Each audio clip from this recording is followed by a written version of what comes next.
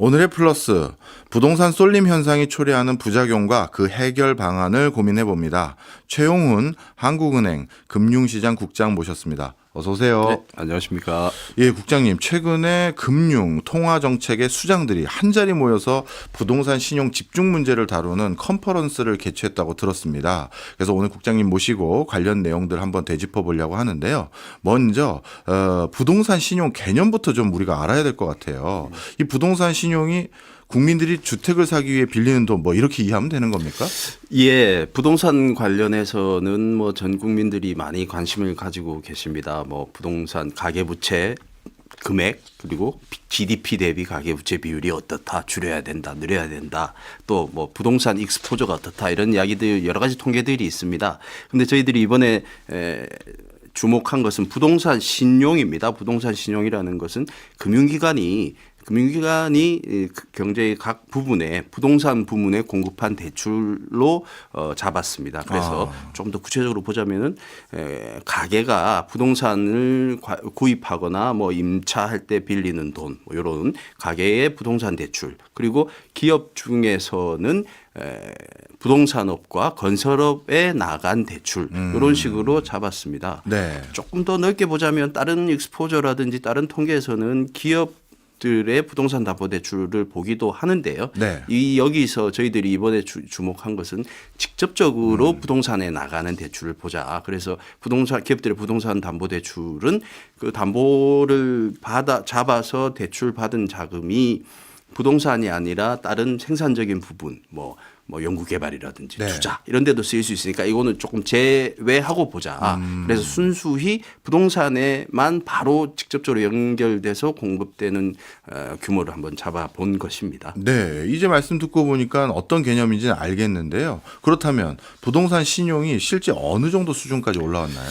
예, 부동산 시종이 많이 늘었습니다. 지난 10여 년 동안 예. 매년 뭐 부동산 신용이라는 기준의 통계로 보자면은 뭐 매년 8% 이상이 늘어서 10여 년 동안 2배 이상이 늘었고요. 예. 뭐 지금 현재 금액 기준으로는 1932조 원 정도, 32.5조 원이고 이야. 이거는 전체 금융기관이 우리나라 경제에 공급하는 신용의 절반 49.7%에 달하는 아주 높은 수준이라고 말씀드려야 겠습니다.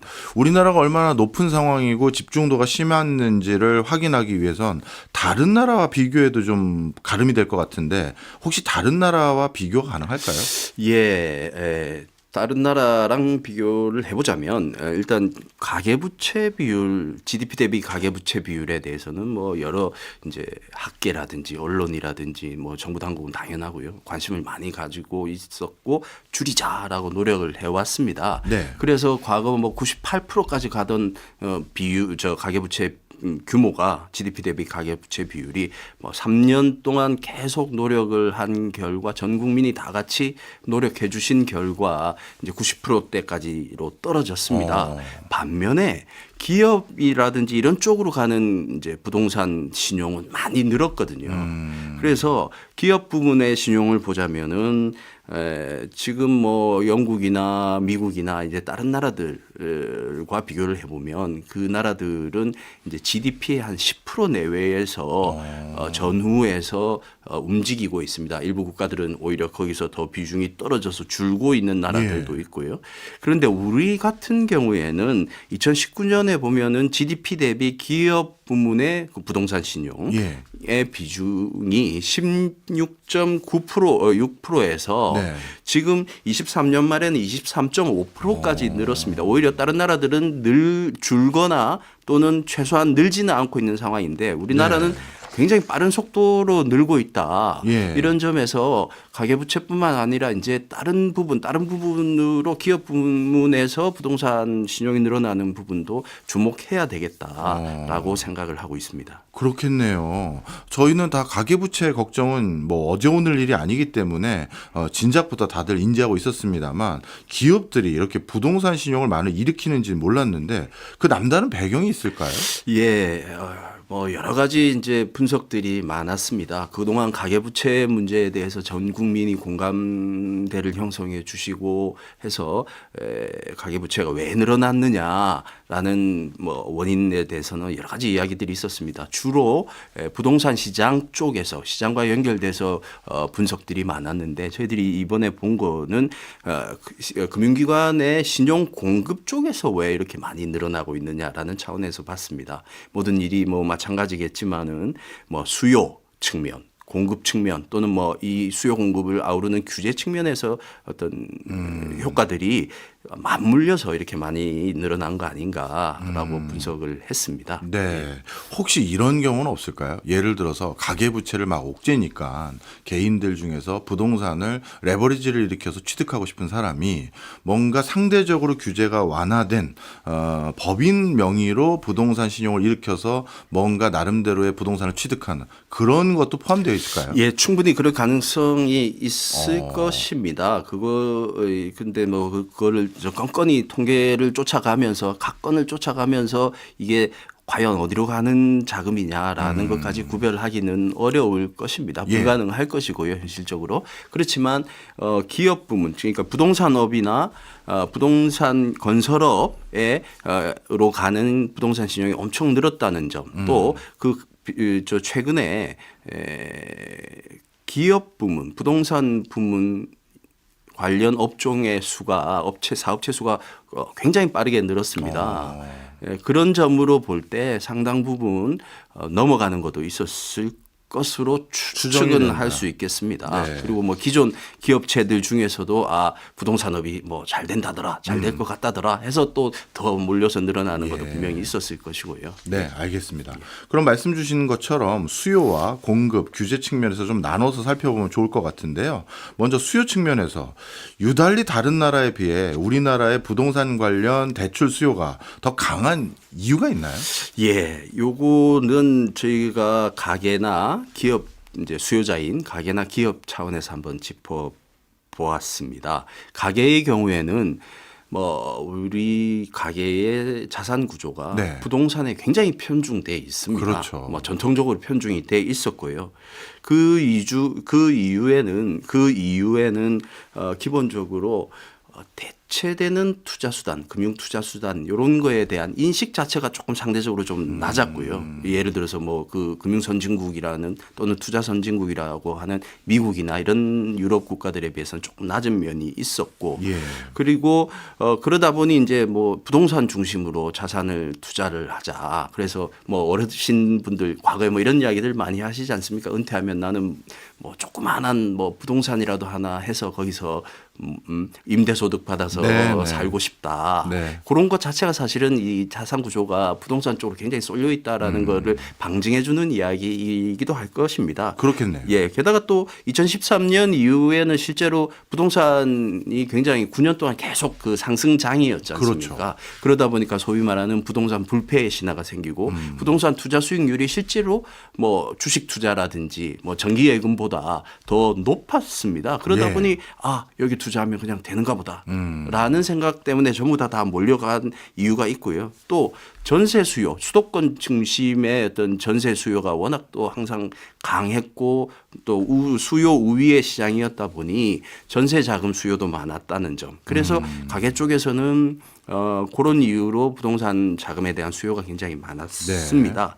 또 기업 쪽에서 보자면 아까 뭐 간단히 말씀드렸습니다만은 부동산 업종의 수익률이 좋을 것 같다. 부동산 뭐 투자 수익률이 좋을 것 같다라는 기대가 형성이 되면서 기업들이 사업체 수가 굉장히 늘어났습니다. 2015년부터 보자면 사업체 수가 한 90% 정도 늘어난 수준이거든요. 그래서 엄청나게 많이 늘어났다라는 점. 또 특히 근데 부동산 업종 같은 경우에는 각 업종이 초기 투자 자금들이 많이 필요하지 않습니까? 부동산을 살려면. 그러다 보니까 자금 수요가 더 빨리 많이 늘어났다라고 분석이 됩니다. 네.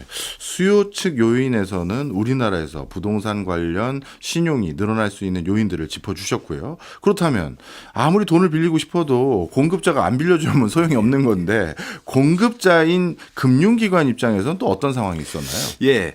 우리나라 은행들은 이제 이 사업 구조를 보면 이제 이자 부문의 수익 비중이 굉장히 높습니다. 예. 이 저희들이 숫자로 말씀을 드려보자면 우리나라 은행들의 주요 은행들의 이자 비중이 수익에서 이자가 차지하는 비중이 약 한 89% 정도가 됩니다. 네. 이거는 뭐 선진국 금융 선진국이라는 미국 이런 데서 70%대인 거에 비하면 네. 뭐 굉장히 높은 수준이고요. 더한 것은 이 주요 은행들이 다 비슷한 구조를 가지고 있습니다. 은행들 입장에서는 대출이라는 것이 이제 자산 포트폴리오의 한 부분일 텐데 예. 그 포트폴리오가 대부분 유사하게 대출로 구성이 돼 있습니다. 그래서 뭐 그러다 보니 이자 비중이 워낙 높은 부분에서 수익을 조금이라도 더 내는 게 안정적으로 수익을 확보할 수 있을 거다라는 은행들의 어떤 사업 전략이 이렇게 구축이 됐고요. 그러다 네. 보니까 안정적인 주택 관련 대출을 조금이라도 늘려보자. 이게 뭐 주택 관련 대출이 이 수익성이 아주 단위 수익성 단위 투입하는 자금 대비 수익성이 아주 높다기보다는 예. 안정적인 대신에 많이 하면 수익을 많이 얻을 수 있는 이런 구조이지 않습니까? 예. 그러다 보니까 대출 중심 주택 관련 대출 중심으로 은행들의 포트폴리오가 구성이 됐고 예. 또 그걸 잘하는 거에 대해서 뭐 내부 평가라든지 이런 평가 시스템도 그런 식으로 수익을 뭐 얼마의 위험 부담, 리스크를 부담하고 수익을 냈냐보다 수익을 얼마나 더 냈느냐에 거기에 대해서 초점이 돼 있군요. 평가를 두다 보니까 예. 은행들은 뭐 당연히 이쪽으로 몰려갈 수밖에 없었습니다. 예. 또 뭐 비은행들 쪽을 보자면 이제 2017년 요때부터 이제 부동산에 대한 그 가계대출에 대한 규제가 강화가 됐습니다. 네. 그 전까지는 그래서 비은행들이 뭐 지방이라든지 지방 쪽에 이제 주택 관련 저 대출을 집중적으로 늘렸었는데 이게 예. 강화가 되다 보니 비은행들은 기업 쪽이라든지 이런 쪽으로 많이 넘어간 상황이었습니다. 네.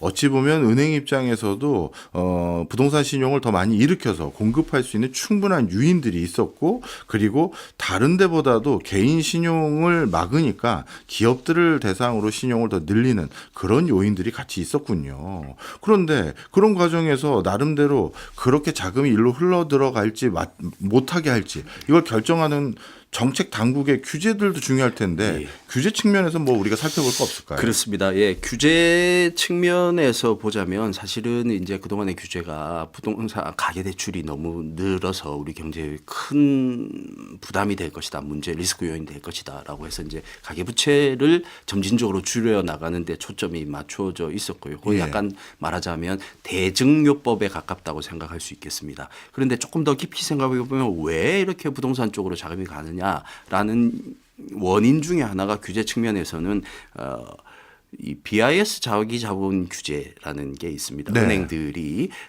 위험 자산을 어느 정도 투자해야 된다, 어디까지 가져가야 된다라는 게 있는데 거기 BIS 자기 자본 비율 규제를 할 때 부동산 담보대출, 주택담보대출 이런 부분의 위험 가중치가 상대적으로 낮습니다. 그러니까 은행들은 한정된 리스크 자원을 좀 위험이 낮다고 규제 측면에서 평가받는 부동산 담보대출로 많이 갈 요인이 있었던 거죠. 예. 숫자를 말씀드려 보자면은 우리나라 은행들의 부동산 관련 대출의 위험 가중치는 뭐 28% 정도고요, 평균적으로. 예. 기업 대출은 뭐 거의 2배에 가까운 47% 정도가 됩니다. 예. 그래서 그러다 보니 이런 규제가 은행들이 부동산 대출을 조금 더 하게 만들어주는 측면이 있었다. 간접적으로 늘게 하는 측면이 있었다라는 점이고요.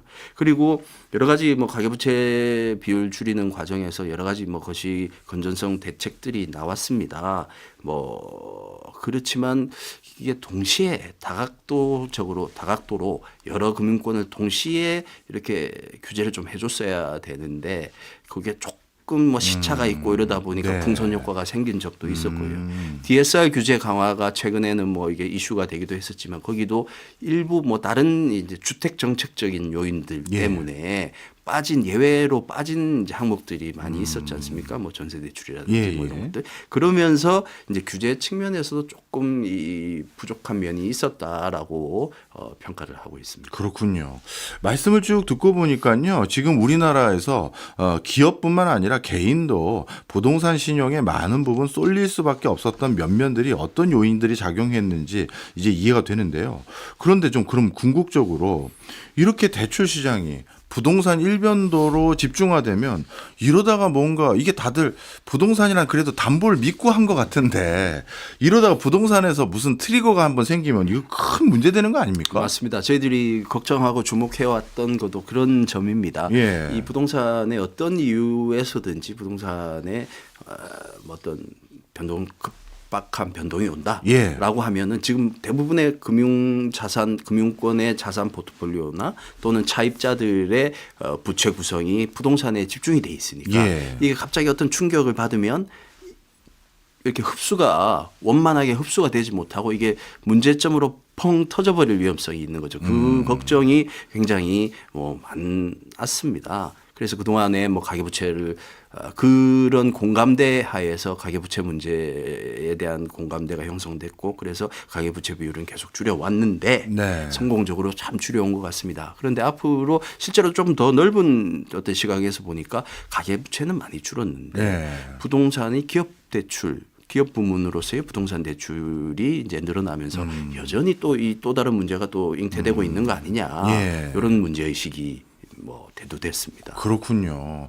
어찌 보면 그런 관점에서는 정부가 부동산에 쏠려 있는 이 신용 문제, 대출 문제를 완벽하게 해결한 건 아니다. 가계부채만 줄인 거지. 이렇게 살짝 결론 내려도 될까요?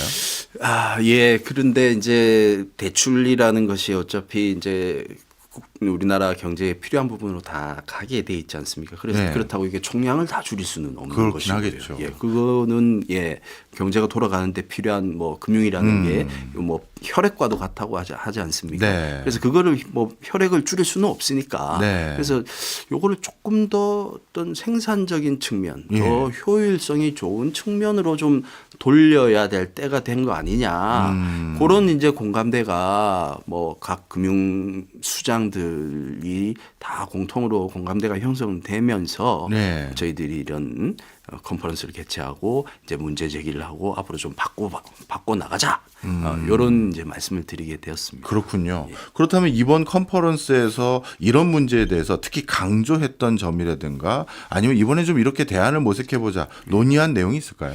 예, 제일 큰 거라고 생각한다면 이제 컨퍼런스의 제목 자체가 부동산 신용 집중의 현황과 문제점 그리고 개선 방안이었습니다. 예. 제목에서 짐작하실 수 있듯이 이 컨퍼런스에서는 그동안의 부동산 문제가 가계부채를 줄이자라는 쪽으로 집중이 돼 있었다면 이제는 조금 더 범위를 넓혀서 가계, 기업 전체 부동산 금융이 늘어나는 이유가 뭐냐, 어디 쪽에서 문제가 있느냐, 그리고 그 근본적인 문제는 뭐냐, 그리고 이걸 앞으로 어떻게 고쳐 나갈 거냐라는 방향을 제시하는 데 있고요. 제일 큰 점은 방향 개선점이라고 하면은 이렇게 설명을 드리고 싶습니다. 그동안은 대증적으로 가계부채가 많이 늘었으니까 이걸 좀 줄이자. 이런 측면에 좀 맞춰져 있었다면 이제는 금융기관이 자금을 공급할 때 왜 부동산 쪽으로 가냐, 왜 어떤 성장성이나 미래의 어떤 우리 경제에 도움이 될 만한 이런 생산적인 부분에 못 가느냐, 못 가는 이유가 뭐냐, 그리고 그거 가도록 그 물꼬를 조금 이렇게 틀려면 어떤 식의 어떤 인센티브 구조를 좀 바꿔줘야 될 거냐, 이런 데 좀 초점이 맞춰 있다고 보겠습니다. 좀 더 원인에 대한 분석과 그에 대한 치료점, 치료 방법 이런 거에 좀 더 초점이 맞춰져 있습니다. 물론 이런 식의 치료는 쉽지는 않을 겁니다. 그렇겠죠. 긴 시간이 걸릴 거고요. 그다음에 꾸준하게 모든 우리 경제 주체들이 다 같이 공감을 하고 밀고 나가야 될 이제 사안이죠. 그렇지만 이런 식으로 공감대가 형성되고 방향성이 서고 그다음에 꾸준히 추진해 나가는 그러기 위한 첫발을 이번 컨퍼런스에서 라고 평가해 보겠습니다. 알겠습니다. 저희가 좀 더 자세한 이야기는 잠시 후 2부에서 나눠보도록 하겠습니다.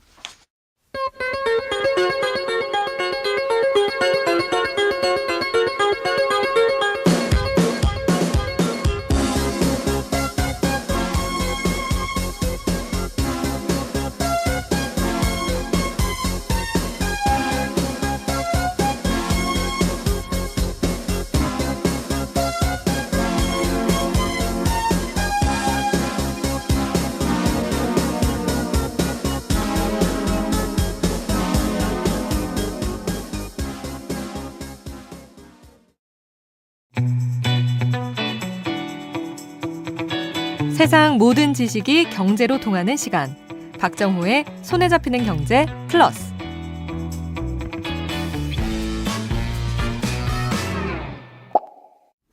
오늘은 최용훈 한국은행 금융시장 국장 모시고 부동산 쏠림 현상의 원인에 대해 알아보고 있습니다. 앞서 1부에서요, 우리나라가 여러 가지 부동산 신용이 좀 줄어드는 것이 아니라 가계 신용은 좀 줄었지만 기업 신용이 늘고 있고 그 과정에서 쏠림 현상이 심화되고 있는 여러 면면들을 설명을 쭉 해주셨는데요. 근데 제가 이제 실무자 입장이 한번 대변이 돼서 이런 생각을 해봤습니다. 은행 입장에서 또 은행에서 실물 보는 사람 입장에서는 대출 상품을 판매할 때 웬만하면 리스크 관리하기 위해서 부동산이라는 담보라도 잡을 수 있는 거에 먼저 손이 갈 것 같아요. 그런데 국가 입장에서 그렇게 부동산 관련해서 대출하지 마시고 기업들이 R&D하고 신사업 할 때 투자를 더 해달라. 당연히 그럴 수 있지만 그런데 그 실무자 입장에선 당연히 이쪽이 먼저 그냥 담보라도 잡을 수 있는데 손이 갈 것 같고, 그리고 또 엄밀히 말하면 우리나라 시중은행은 다 규제 산업이기 때문에 함부로 그냥 모델링 하나 설정해서 그걸로 대출하겠다고 해서 금융당국이 절대 쉽게 허락 안 할 것도 같거든요. 그리고 은행도 주주들이 있는 민간회사인데 주주들 입장에서도 안전하게 돈 벌 수 있는 거에 더 신경 쓰지 못하러 위험한 일 했어, 이 소리 나올 것 같아요. 어떻습니까, 국장님? 예, 맞습니다. 그래서 저희들이 이번 컨퍼런스라든지 해서 주목한 부분이 이 부분입니다. 그 지금의 어떤 구조, 인센티브 구조, 예. 그다음에 뭐 아까 공급 측면 또는 규제 측면에서 왜 부동산 쏠림이 신용에 쏠림이 발생하느냐라고 말씀을 드렸지만, 이런 식의 인센티브 구조화에서는 각 금융기관 입장에서는 당연히 당장 단기적으로 수익을 얻을 수 있고 리스크도 작아 보이는 저 부동산 신용에 집중할 수밖에 없을 것입니다.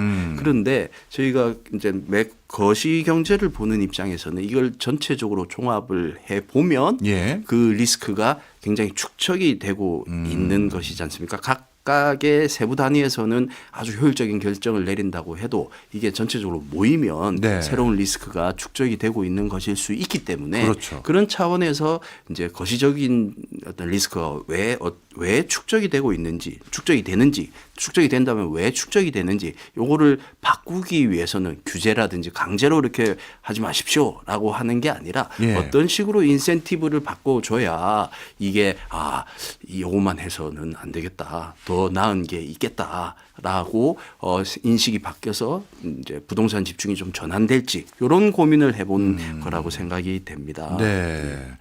나름대로 진짜 인센티브 구조를 바꾸지 않고서는 쉽게 안 될 것 같긴 하네요. 자, 그런데 진짜 말씀 주신 것처럼 이 대출의 물꼬가 좀 더 생산적인 대로 돌아서면 너무나도 좋을 것 같은데, 그런데 은행 입장에서는 더 겁도 날 것 같아요. 실무자도 그렇고. 이젠 담보도 없이 뭔가 생산적인 일 한다고 거기에 대출하려니 뭔가 예전과 달리 찝찝한 것 같기도 하고, 그러다가 혹시 유동성 공급, 그러니까 대출이 다시 시장에 일어나지 않아서 요즘 가뜩이나 자금 경색이 있다는 소리도 있는데 이러다가 더 큰 문제 생기는 거 아닐까요? 예. 그래서 저희들이 지금 이제 주목하고 있는 것은 당장 뭔가 유동성을 줄이자 이런 차원이 아니고, 요 물꼬를 틀어서 이 지금 부동산 부분에 집중되고에만 집중되고 있는 이런 금융기관들의 자산 포트폴리오 구조를 어떻게 하면 더 다양화해서 분산시킬 수 있을 것이냐, 그리고 그걸 위해서 어떤 인센티브 구조를 만들어 줄 것이냐, 또는 어떤 식의 규제의 어떤 개선이 필요할 것이냐, 이런 차원에서 이제 접근이라고 이제 볼 수 있겠습니다. 무슨 말씀인지 이해했습니다. 자, 그렇다면 이런 과정에서 나름대로 정부 이번 컨퍼런스에서 그 얘기도 있는지 모르겠습니다만, 부동산에 의존한 대출이 아니라 다른 형태의 대출을 더 일으켰을 때 거기에 대해서 은행 단위로 또는 사업부 단위로 인센티브를 더 주는 뭐 이런 세부적인 방안까지는 이번엔 얘기 안 됐나요? 예, 뭐 구체적인 방안은 이제 계속 같이 고민을 해 나가야 될 것 같습니다. 이제 첫 발을 이제 큰 방향에서의 어떤 개선이 필요하다는 데에 공감대가 형성이 됐고, 이제부터 구체적인 이제 조치들이 이제 준비가 될 것이고요. 근데 기본적으로는 이제 인센티브 구조를 바꿔야 된다. 금융기관들이 부동산 대출에 집중할 수밖에 없는 구조가 인센티브 구조가 형성이 돼 있다. 예. 개인이나 기업들도 부동산 투자에 집중하는 이런 구조가 형성돼 있는데 요거를 좀 바꾸자라는 생각이고요. 그래서 뭐 생각할 수 있는 게 이제 규제 측면에서는 요거를 좀 바꿀 수 있는 방안. 예를 들어서 아까 말씀드렸다시피 BIS 담보대출에 대한 위험 가중치 BIS 자기자본 비율 산출 시 위험 가중치가 뭐 상대적으로 좀 낮으니까 예. 이거를 조금 조절을 해서 생산적인 부분에 더 갈 수 있게 예를 들자면 생산적인 대출에 대해서는 위험 가중치를 조금 더 낮춰준다든지 또는 부동산 대출에 대해서는 뭐 위험 가중치를 조금 높인다든지 이런 식의 이런 식의 인센티브 구조를 좀 바꾸는 방법은 없을까? 또는 금융기관들도 입장에서도 이게 앞으로 생산성이 높은 부문으로의 자금 공급이 중요하다면 네. 그런 공급을 더 해주는 거를 내부 평가할 때 더 반영하는 방법은 없을까? 또는 뭐 리스크를 얼마나 그러니까 낮은 리스크를 부담하면서 저위험 수익의 부동산 대출을 많이 늘리는 거랑 예. 리스크를 조금 부담할 수는 있겠지만 조금 높은 수익을 내는 그런 식의 대출을 일으키는 거랑 똑같은 기준에서 금액으로 수익 네. 양만 가지고 평가하는 거는 조금 다시 생각해 볼 예, 필요가 있지 예. 않겠냐. 이런 여러 가지의 인센티브 개선을 지금 강구를 하고 있습니다. 네, 말씀 듣고 보니까 이번 컨퍼런스에서 그래도 포문을 여는 여러 가지 논의가 있었던 것 같은데요. 그런데 약간 이제 시계열을 예전으로 돌아가서 우리 기업 입장에서도 또 살펴보면요. 기업들 입장에서는 본인들이 예전에 창고로 쓰려고 사놨던 아니면 공장 부지로 활용하고 있었던 간에 본인들이 가지고 있었던 부동산이 참 급할 때 요긴하게 쓰였을 때가 많아요. 결국 이 부동산이 우리나라 이제 여러 가지 뭐 맥락상 결국 시세가 막 오르다 보니까 예전에는 서울도 아니었던 곳이 서울이 돼버리고 또 그 외곽 지역이라고 분류한 곳에 창고를 놨었는데 그게 이제 서울 한복판에 가까운 위치로 바뀌다 보니 그런 뭐 창고 공장 부지가 금싸라기 땅이 돼서 그거 담보로 잡고 뭔가 현금 조달해서 급한 불도 끄고 기술 개발도 하고 사실 또 부동산 담보대출이 꼭 부정적으로 쓰였나 생각되는 부분도 있거든요. 이게 계속 뭔가 성장의 징검다리 역할을 한 것 같은데 거기에 대해서는 뭐 어떻게들 평가하세요? 맞습니다. 예, 저희 우리나라 금융의 어떤 선진적인 평가 기법이라든지 이런 게 좀 부족했었을 당시에는 네. 부동산 담보대출 담보를 잡고 그걸 활용해서 자금을 공급을 하고 또 담보가 있는 기업들은 이제 그걸 활용해서 사업 자금이라든지 예. 이런 식으로 활용하고 이랬던 게 사실입니다. 예. 사실인데 지금 저희가 거시적인 차원에서 보면은 너무나 다 한쪽으로 쏠려 있다. 이게 조금 분산이 돼 있어야 어떤 부동산 쪽에 충격이 와도 다른 부분이 좀 흡수해주고 해서 위기를 리스크를 잘 넘길 수가 있는 상황인데 지금은 너무 한쪽으로 쏠려 있다라는 문제 의식에서 이제 출발을 했고요. 예. 그다음에 실제로 부동산이 요긴하게 쓰였고 부동산이 담보로도 쓰이고 나중에는 가격이 올라서 예. 그것 자체가 또 좋은 투자가 되고 해서 그런 학습 효과가 분명히 있을 것입니다. 예. 그런데 이제는 그거를 좀 끊어야 할 때가 되지 않았느냐. 특히 이제 우리나라 같은 경우에 저희들이 이제 분석을 해보면 이 금융기관이 신용을 공급합니다. 경제에 예. 유동성을 공급을 하지요.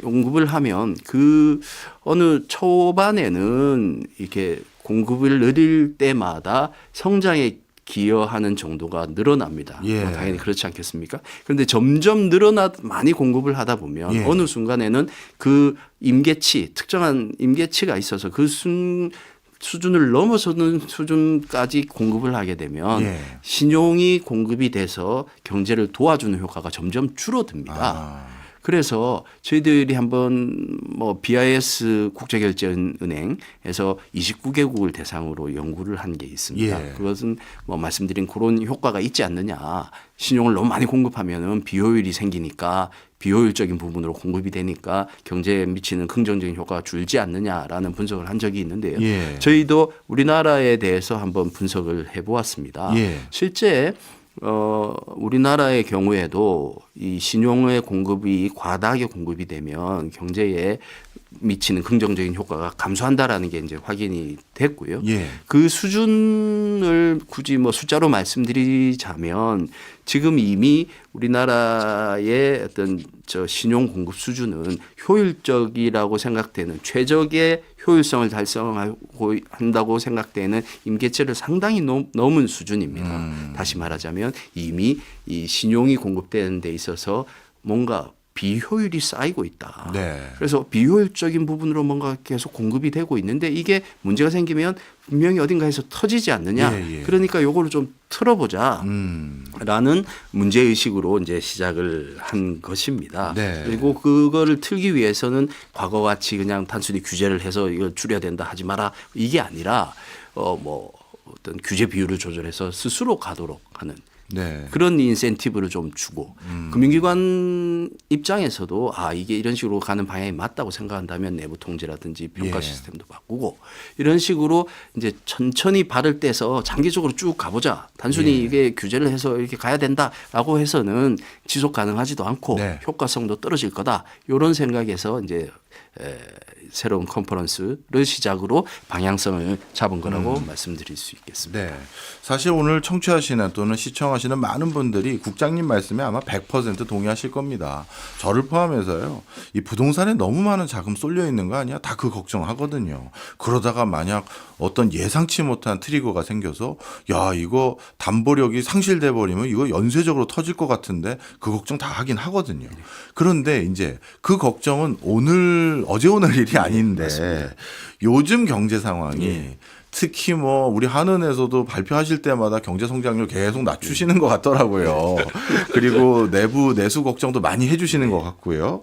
그렇다면 이런 체질 개선을 이렇게 엄혹한 시점에 꼭 해야 되는 건가? 내부 소비 여력도 점점 줄어드는데 이게 타이밍이 이게 언제가 맞을까요? 맞습니다. 이 구조 개혁이라든지 이런 디레버리징이라든지 이거는 뭐 항상 나오는 이야기지 않습니까? 예. 수십 년째. 예. 다시 말해서 그만큼 이게 그 모든 경제 주체들이 뼈를 깎는 고통을 감수해야 되고 예. 또 이 구조조정이나 디레버리징이 어렵다는 방증이기도 할 것입니다. 네. 자, 왜 하필 지금이냐? 라는 거에 대해서는 더 이상 이 계속 가서는 지속 가능하지 않은 상황이 왔다라는 절박감이 있다라고 말씀을 예. 드리고 싶습니다. 게다가 앞으로 저희 우리나라가 뭐 저출생 고령화 문제도 있고 성장의 잠재력 우리 경제의 체질이라고 할 수 있는 성장 잠재력도 떨어지고 있고 이런 여러 가지 구조적인 문제가 있지 않습니까? 예. 그럼에도 불구하고 지금 그동안 계속 해왔던 방식대로 부동산 부분에 자금을 공급하고 그러면 그게 부동산 가격을 또 상승을 올리고. 시켜서 그럼 또 더 많은 대출이 또 필요하고 이런 식으로 한쪽으로 집중되는 문제. 예. 정작 필요한 체질 개선이라든지 우리가 장기적인 우리 국가 경제의 어떤 발전을 위해서 필요한 부분으로 자금이 못 가고 있는 거 아니냐. 그래서 더 이상 이걸 기다려서는 안 된다. 가계부채가 그동안 조금 줄어서 참 뼈를 깎는 노력으로 해서 뭐 줄었습니다. 줄였지만 그것만에 안주하고 있어서는 안 된다. 이제 더 크게 더 큰 시각으로 봐서 체질 개선을 좀 준비해야 된다라는 이제 생각입니다. 네. 조금 더 우리 그걸 왜 한국은행 통화정책을 담당하는 쪽에서 하느냐라고 물으신다면 지금 경기 상황은 뭐 미국발 관세 정책 그다음에 무역 분쟁 네. 뭐 이런 거로 해서 경기가 굉장히 어려운 상황입니다. 그렇죠. 실질적으로 앞으로도 참 더 힘든 상황이 펼쳐질 수도 있고요. 예. 그래서 통화정책 입장에서는 금리 측면에서 금리를 낮춰야 하는 방향으로 가야 할 수도 있을 것입니다. 예. 그런데 금리를 낮출 필요가 있어서 금리 인하 쪽으로 간다고 하더라도 만약에 저 자산의 대부분이 부동산에 묶여 있고 부동산 담보 대출로 금융기관의 어떤 자산 포트폴리오가 형성이 돼 있다면 금리 인하를 해서 얻을 수 있는 효과, 그러니까 이 소비를 진작시켜서 우리 경제를 다시 좀 이렇게 북돋아주고 하는 이런 효과 자체도 많이 줄 것이거든요. 오히려 금리 인하하면 부동산만 더 들썩일 수 있겠네요. 예. 그래서 더 이상 이거를 좀 이런 악순환의 고리를 기다려서는 안 되겠다. 예. 이제는 뭔가를 좀 다 같이 그것도 단순히 어떤 뭐 규제를 통해서 줄입시다 이게 아니라 예. 다 같이 더 생산적인 방향으로 옮길 수 있는 인센티브를 같이 고민해 봅시다. 예. 이게 우리 경제의 미래를 위해서도 좋고 당면한 다가오는 어떤 위기에 대한 대응 차원에서도 필요합니다. 라는 이야기를 드리고 싶습니다. 네. 만약에요, 뭐 우리 국장님 괴롭히는 건 아니고요. 어떤 분이 요즘은 진짜 단군일에 진짜 어렵습니다 얘기하면서 특히 지역에 계신 건설 부분에 근무하고 계신 일용직 근로자든 건설회사 맞습니다. 높으신 분이든 간에 이번 한 텀까지만 예. 도와주시고 그 다음부터 좀 규제를 강하게 하시면 어떨까요? 하면 뭐라고들 하실까요? 예, 저희들이 이제 컨퍼런스를 하고 공감대를 형성한 거는 이겁니다. 당장 이거를 줄이자. 총량을 줄여야 된다. 이런 취지가 아니고요. 예. 지금 흐르고 있는 공급되고 있는 자금이 뭔가 비효율적인 부분으로 흘러가서 비효율성이 경제에 쌓이고 있으니까 네. 요거를 생산적인 부분으로 좀 봅시다. 네. 들어주십시오. 금융기관 입장에 저 창구에서는 어디가 더 좋을지 네. 이런 거를 고민을 해서 방향을 좀 틀어보자. 총량을 줄이자는 이야기가 아니고요. 네. 그다음에 방향을 틀어서 얼마나 더 효율적인 부분으로 갈 수 있을 거냐에 대한 고민을 해보자. 이런 차원에서 좀 받아들여 주시면 좋겠습니다. 네, 이해했습니다. 네. 자, 그런데 이제 국제적인 흐름도 또 한번 여쭤봐야 될 것 같은데요. 요즘 전 세계적으로 한 뭐 십수년 이상 되는 트렌드인데 우리 서울과 같은 메트로폴리탄 도시들 이런 도시들의 점점 지가 상승이 공통적인 현상으로 목격되고 있고요. 그러다 보니까 우리나라뿐만 아니라 해외 사례를 본 사람들도 역시 다시 부동산이네라는 생각들을 계속 공고히 가져가고 있는 추세인 것 같습니다. 그리고 최근 들어서는 글로벌 IB들, 투자은행들조차도 자산 포트폴리오에서 부동산 비중을 좀 다시 늘려가기 시작한 것 같아요. 그게 어찌 보면 기술 부분에 대한 투자도 이미 오를 만큼 올랐다라는 그런 판단도 있을 수 있지만 부동산 쪽이 뭔가 나쁘지 않다라는 시그널도 포함되어 있는 것 같긴 하거든요. 그렇다면 전 세계적으로 이런 공통된 현상이 있는데 이런 상황에서 우리나라가 정책적으로 방금 말씀 주셨던 거 이걸 성공적으로 유도할 수 있을까요? 예, 이게 참 쉽지 않은 이야기입니다. 아까도 말씀드렸다시피 구조조정, 디레버리징 이거는 참 뭐 단기간에 해결되는 예. 문제도 아니고요. 그다음에 뭐 한두 부분에서 하자라고 해서 되는 문제도 아닙니다. 모든 국민들이 다 공감하고 언론, 학계, 정책 당국, 그다음에 최종적인 소비자, 투자자 모두가 다 공감을 해야 지속할 수 있는 이제 목표, 달성할 수 있는 목표이고요. 실제로 조금 더 긴 호흡에서 보자면 이제 각 자산들이나 부채가 과연 우리가 긴 호흡에서 봤을 때 적절한 수준의 디레버리징 또는 가격 조정이 있었느냐에 대한 고민이 좀 있어야 될 것 같고요. 뭐 주요 선진국들이라든지 이런 데를 보자면 뭐 주식도 한참 올랐다가 떨어질 때가 있고 뭐 대출 자산도 예금 금리도 올랐다가 내릴 때가 있고 이런데 그렇죠. 부동산에 대해서는 왠지 특히 우리나라 부동산에 대해서는 불패의 신화가 형성돼 있는 거 아니냐. 그게 그런 어떤 믿음이 그 비효율적인 부분으로의 자금 집중을 계속 만들고 있지 않느냐라는 이제 문제점에서부터 이제 문제 인식에서부터 이제 시작된 것이고요. 해외 사례를 좀 한번 들어 보자면 이제 영국 같은 경우에 가계부채 비율이 굉장히 높은 나라 중에 하나였습니다. 글로벌 위기, 이 금융위기 이전에 굉장히 높은 수준이었고요. 그런데 영국 또 이건 문제가 있다라고 생각을 해서 전 뭐 경제 주체 전체가 다 함께 디레버리징을 지속적으로 추진했습니다. 뭐 전방위적인 디레버리징을 추진을 했습니다. 네. 그래서 15년에 걸쳐서 이게 뭐 GDP 대비 가계부채 비율을 뭐 98%에서 한 77%까지 낮췄는데요. 네.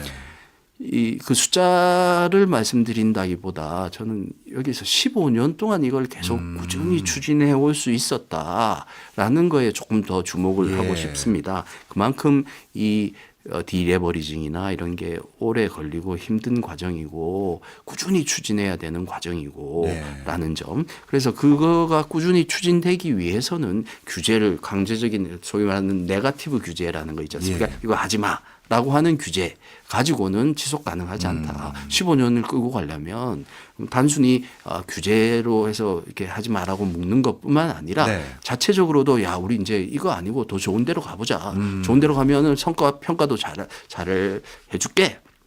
그래서 생산적인 쪽으로 가면 우리 뭐 금융기관 입장에서도 거기서 더 많은 수익이 날 수 있고 그래서 서로 윈윈 할 수 있는 거 아니냐라는 식으로 물꼬를 바꾸자. 긴 호흡으로 바꾸자라는 겁니다. 네, 이해했습니다. 단기간에 뭘 어떻게 하자는 게 아니라 영국처럼 15년 가까운 충분한 기간을 가지고 물꼬를 슬슬 바꾸자 이런 말씀을 주셨는데요. 그럼 마지막으로 이거 하나만 또 여쭤보겠습니다.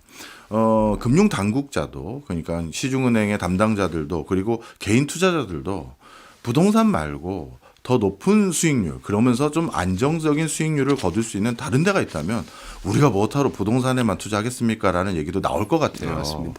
그렇다면 부동산 말고 다른 부분의 생산성과 기대 수익률을 높이기 위한 정책도 필요할 것 같은데 혹시 이번 컨퍼런스나 아니면 내부에서 그런 논의도 있었습니까?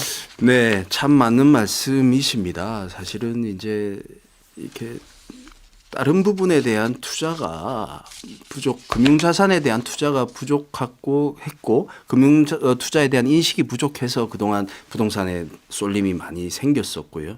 그다음에 부동산에 대해서 쏠림이 생기다 보니까 부동산 시장이 올라가고 부동산 시장이 올라갈 것 같으니까 공급이 늘어나고 기업체가 늘어나고 기업체가 늘어나서 부동산 시장이 성장하고 부동산 가격이 올라가니 다시 또 부동산 쪽에 공급을 더 많이 해주고 이런 악순환의 일종의 고리가 형성이 되면서 우리 경제의 어떤 신용 공급의 비효율성이 쌓였다. 그리고 이 악순환의 고리를 이제는 좀 끊어야 될 시기가 됐다라는 점이 제일 큰 문제의식이고 그러면 이거를 끊기 위해서는 뭐 다각도의 필요가 있을 겁니다. 아까 말씀드렸다시피 규제 측면에서 이거를 전환시키기에 도움도 주고 투자자 측면에서도 인식 변화가 있어야 될 것이고 뭐 여러 가지가 있어야 될 건데 대안적인 투자 수단이 빨리 형성이 되는 것도 굉장히 중요할 것입니다. 부동산 투자가 그동안의 불패의 신화라고 어떤 뭐 신화라는 이름으로 이제 불패 수익률에 대한 기대가 형성이 돼 있는데 만약에 이게 어떤 우리가 지금은 뭐 특정할 수 없지만 어떤 충격이 온다면 뭐 당연히 부동산 자산도 수익률이 한번 꺾일 수도 있지 않겠습니까? 그럼요. 언젠지는 모르겠지만 그럴 때를 대비해서 이거 투자를 조금 다변화해 놓을 필요가 있겠다. 그래서 특히 이제 우리나라 같은 경우에는 가계 자산에서 부동산이 차지하는 비중이 뭐 워낙 높기 때문에 금융 자산이 차지하는 비중이 뭐 낮습니다. 약 한 35% 정도 되는데 미국이라든지 이런 나라들을 뭐 60-70% 되는 거에 비하면 굉장히 낮은 수준이고요. 이거는 뭐 양방향이 다 엮여 있을 것 같습니다. 투자에 대한 인식이 없어서 또는 금융 투자할 자산이 없어서 안 간 이유도 있을 거고 그다음에 없다 보니 또 못 가고 그러다 보니 부동산으로 쏠리고 그래서 부동산에 쏠리니까 가격이 또 올라가고 이런 이 악순환 자산 투자 측면에서도 악순환의 고리가 형성이 돼 있었던 것 같고요. 예를 들어서 뭐 미국 같으면은 이제 특히 이제 뭐 은퇴 후에 이제 자산에 대해서 이제 고민들이 많아서 미국에서는 상당 부분의 이제 직장 근로소득의 상당 부분을 뭐 소위 말하는 401k라고 하는 이런 은퇴 후 자산에 넣으면서 이제 금융 자산을 가지고 이렇게 은퇴를 준비하는 이런 문화가 형성이 돼 있는데 우리나라 같은 경우에는 여전히 퇴직연금이라든지 연금에 대한 투자 이런 게 조금 약한 예. 측면이 있고요. 그러다 보니까 대안적이 없어서 부동산에 쏠린 문제도 있습니다. 그래서 이게 어떤 수요나 어떤 대안적인 자산을 같이 공급하는 측면에서 같이 이제 가야 될 것입니다. 네. 결국 우리나라 은퇴 자산은 또 뭐 금융 쪽으로 금융 자산이라고 하더라도 뭐 예금이라든지 이런 안정성을 금융 자산으로 훨씬 더 정기예금으로 중요하게 가지고 가고 그다음에 수익은 뭐 부동산이라든지 이런 식으로 얻어보자라는 이제 생각들이 있으신데 네. 요거 한쪽에 쏠림을 조금 더 개선을 해서 네. 뭐 은퇴자들 입장에서도 더 나은 수익 자산 포트폴리오를 구성할 필요가 있지 않느냐 이런 생각을 하고 있습니다. 네. 오늘 정말 우리나라의 근본적인 문제점에 대해서 한번 심도 있게 다시 나눠볼 수 있는 시간이었던 것 같습니다. 지금까지 최동훈 한국은행 금융시장 국장이었습니다. 오늘 귀한 시간 감사합니다. 네, 감사합니다.